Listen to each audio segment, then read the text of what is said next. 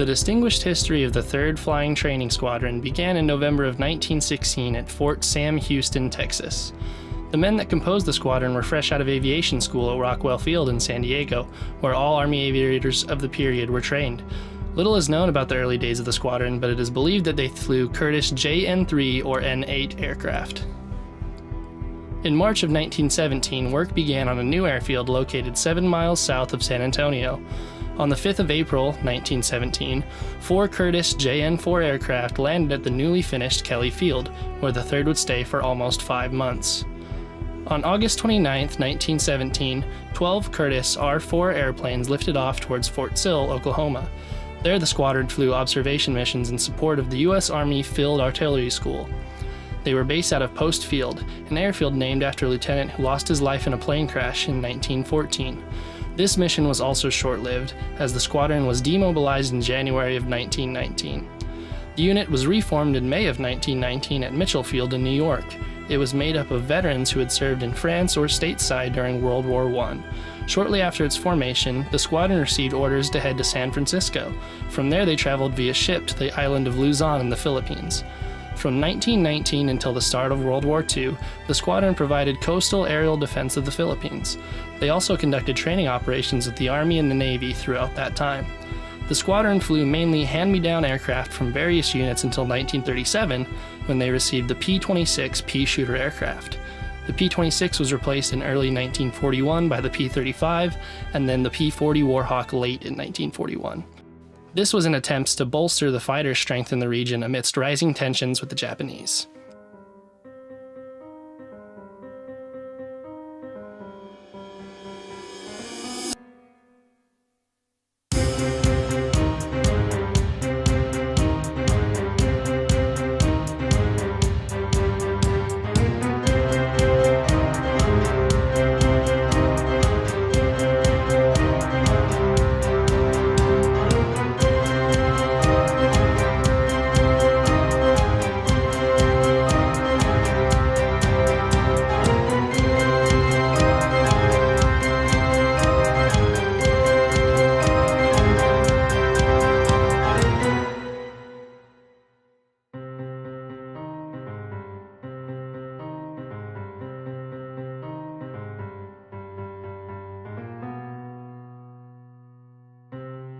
Shortly after the attack on Pearl Harbor on December 8, 1941, the Japanese set their sights on capturing the Philippines.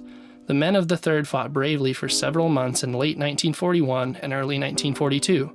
They operated out of several airfields throughout the region, attempting to stave off the aggressive Japanese. But the squadron was ill-equipped to defend against the vast numbers and maneuverability of the Japanese Zero aircraft. By the 1st of May, 1942, the last of the aircraft in the entire group had been either captured or destroyed. This marked the end of the squadron's involvement in World War II. Although the squadron survived on paper, it was neither manned nor equipped for the rest of the war, and in 1946, it was officially inactivated.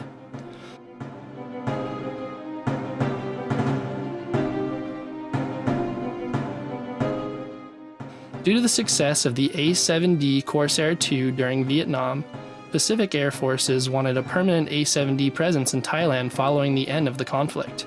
The Air Force in turn reactivated the 3rd as the 3rd Tactical Fighter Squadron at Korat Royal Thai Air Force Base. The 3rd Tactical Fighter Squadron aircraft engaged in combat operations over Cambodia and Laos during the spring and summer of 1973, supporting friendly Western governments in those nations against communist aggression. Squadron aircraft practiced bombing and intercept missions in Western Thailand. A large exercise was held on the first Monday of every month, involving all Air Force units in Thailand. Commando scrimmage covered skills such as dogfighting, aerial refueling, airborne command posts, and forward air controllers. These exercises were taken very seriously. The A-7D aircraft were pitted against the F-4 Phantom II aircraft in dissimilar air combat exercises. The aircraft from the 3rd continued to provide support for numerous operations in Cambodia and Laos up until December of 1975, when the squadron was officially moved to Clark Air Force Base in the Philippines. In December of 1975, we deactivated the 4 32nd TAC Fighter Wing. We had 3 fighter squadrons there, all in Udorn, Royal Thai Air Force Base. I have the final message from those guys here that I saved for posterity. As the hunters closed down, we sent the 4th to Kadena, and the 25th and the 421st, the Black Widows, which I was in, both went to Clark Air Base. So we landed all our airplanes. We got the message that the 32nd was deactivated, and we also found out that we were going to be the 3rd TAC Fighter Squadron of the Philippines, which was a historic move because the 3rd originally had fought in the Philippines during World War II. They'd lost all their airplanes, and the pilots had actually fought on the ground. So they had one heck of a history. They also had moved the 3rd to A7s, sloughs in the parlance, and so when we opened our history box, we had a lot of A7 stuff in there, which was a lot of fun. And we looked at their Duffer books, which is a book that sits at the squadron desk, and depending on what rules you have, people can write in it. The old A-70 aircraft were replaced with the F-4E Phantom II aircraft. Throughout the late 1970s and the 1980s, the squadron deployed throughout the Pacific on exercises and supported the training requirements of other units. I was in the 3rd Squadron from June 1982 through June 1985. Cool, very cool. And what aircraft did you fly with the 3rd? I flew the F-4E with the ARN 101 modification, and later we brought on the PAVTAC, which is an infrared imaging target designation and laser designator. We transitioned an entire squadron, got them combat ready, and we were the most combat capable in terms of span of missions of any fighter squadron in the United States Air Force in the mid-1980s. That's a pretty significant achievement.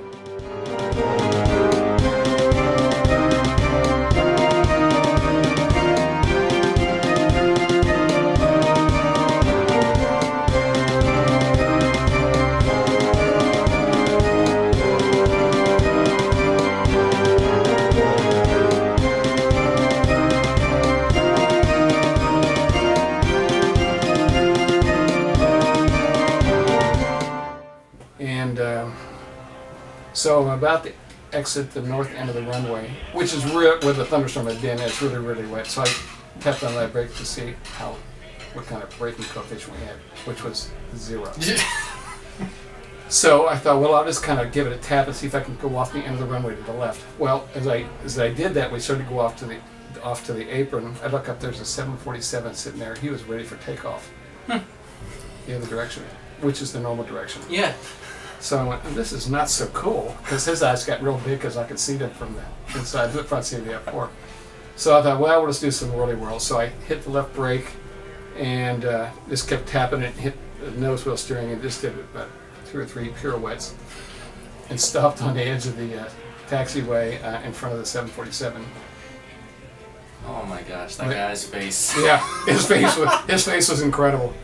My Peter says, "You gonna ask for taxi back?" I go, "I'm gonna need about a minute here." A very capable squadron. Also did PAVTAC, laser weapons delivery, and so it covered a lot of ground.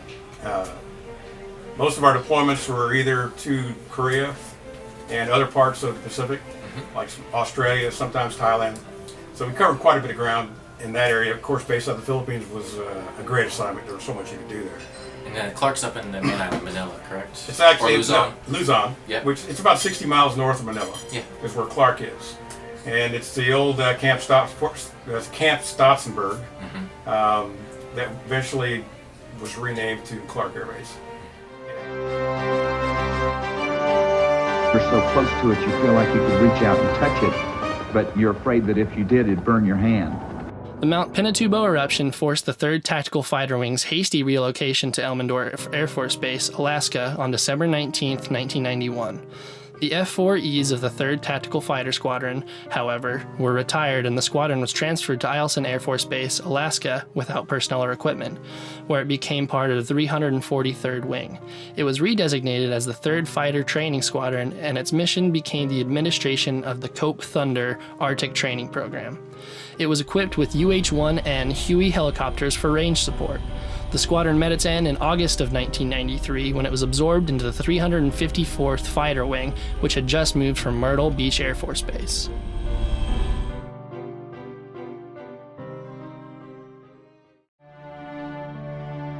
The 3rd Flying Training Squadron was reactivated on April 1, 1994 at Lackland Air Force Base, Texas. It was equipped with the Slingsby T-3A Firefly with a mission to conduct AETC's Enhanced Flight Screening Program.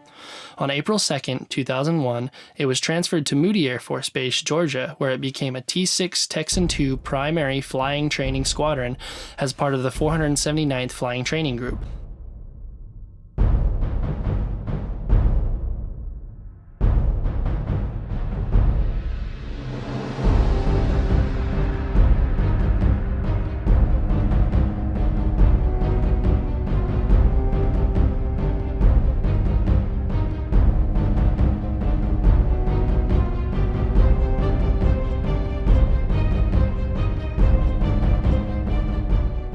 The 3rd was moved to Vance Air Force Base, Oklahoma later in 2007 to provide Introduction to Fighter Fundamentals training to fighter graduate students.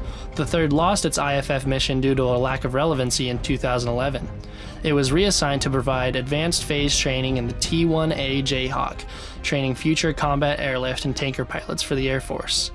In its 100-year history, the 3rd has conducted a wide variety of missions, flown over 20 different aircraft, and been the home of thousands of service members. It carries on a tradition of excellence today by training the future aviators and leaders of the Air Force. To all of those who have served honorably as part of this organization, we thank you.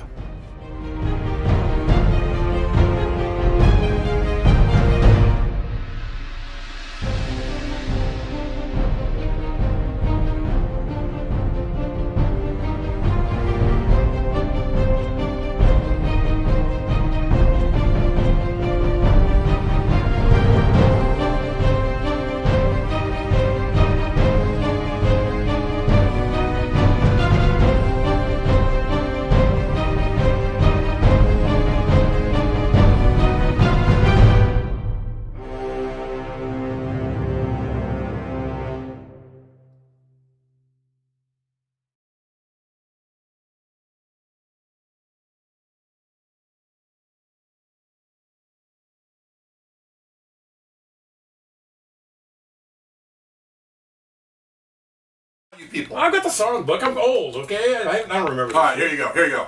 Okay. I can't sing with. Okay, I say I can't sing. First, let's start with. Okay, so Sally in the alley sifting cinders, lifted up her leg. The air from her bloomers broke 6 windows. Okay. I love my wife, yes I do, yes I do. I love her truly. Down to the.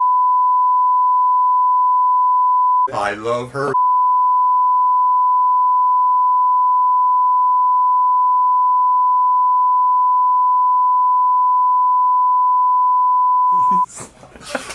Okay. No, I There you go. appreciate that. I can't believe you don't know these songs. No, but this is awesome because we will not let him die. Oh. Thank you again. That was back in the wild days, okay? Yep.